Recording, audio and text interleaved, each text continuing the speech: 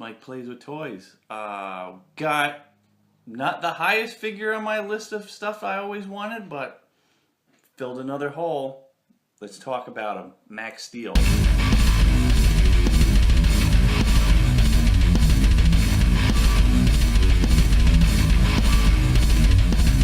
Hello YouTube, it's Mike again, and I'm back showing you my toy collection. Haven't made a video in about a month because I'm obsessed with how much I hate my job, but I got a few days off, so I figured I'd crank some videos out. Today we're going to talk about Robo Force. I love these guys. I've just started building my collection of them.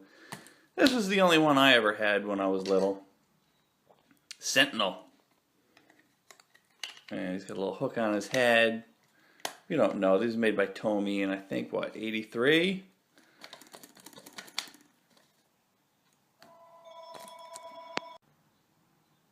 Forget it. I didn't answer that phone.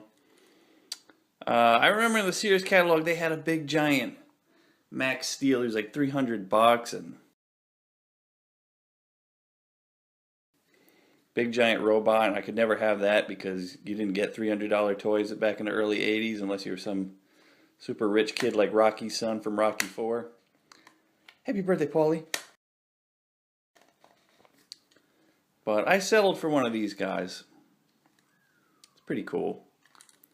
Little retractable arms on them. But then the toy line died pretty quickly and I never got any other figures. It wasn't like a top toy on the must-get list, but he was pretty cool. Got a suction cup.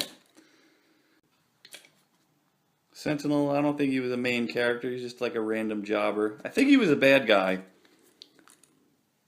I got him because he looked close enough to like Maxx Steele, but I remember the store they didn't have Maxx Steele.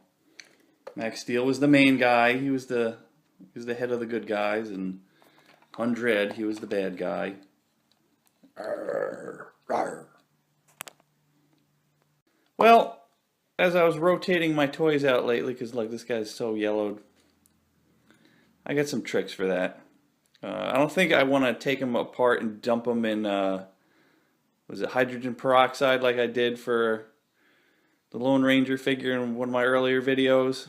I might do a spot treatment with, you take Clearasil and you put that on there and stick them in the sun, because I don't want to rip the sticker off and ruin it. But finally got me Maxx Steele and the main villain, Hun-Dred. I should have looked at the eBay auction a little clearer because that was broken. But he's got his weapons. This guy was really dirty, and hell, I was the only buyer. I was the only bidder. I swooped in and got him, like, 10 seconds before the auction closed. The guy lost money on this. I felt kind of bad. I didn't think I would have understood if he didn't send it to me, because what he got was, he paid more in shipping than he got out of me. But this was really dirty, and I always suggest cleaning all your toys because you don't know what bathtub these were floating around in, because these were kids' toys. They got really gross. Probably kid peed in the tub, played with this thing. Who knows? And we finally got Maxx Steele, the leader. Going back to that robot that was like $300 back in the day that really worked. I saw videos of it now, and it kind of sucked. All it did was like move its arms up and down, but it would have been a complete, overwhelming joy to get that under the Christmas tree until you realized all it did was, walk a soda across the room for you on a tray. I mean, you can pick these up pretty damn cheap, other than this guy I got for like, what, $3? Poor guy had to spend like $4 or $5 in shipping. Him, he's in really good condition. I didn't cheap out. I went to about $15, but the rest of the figures you get for like $8. If you're lucky. I mean, they're cheap and they're cool looking, and I'll probably get 2 or 3 more of these dudes. There was one that was like black and yellow, looked like a Pittsburgh Steeler kind of robot, or another one with a helicopter on his head. They're cool, they're cheesy looking. I mean, it's not very articulated, but they're robots.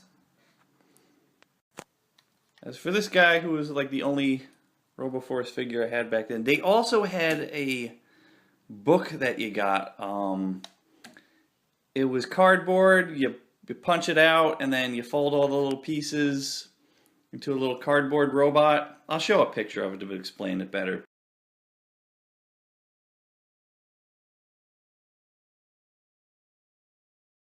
But I had that, and I sucked at putting things back together then. I wish I could do that now with my adult, dexterity and technical prowess. But that's probably my next big buy for eBay. I saw one going for maybe like 15, 20 bucks. I don't mind about tearing apart a vintage book that's, $15. That's no big loss to me.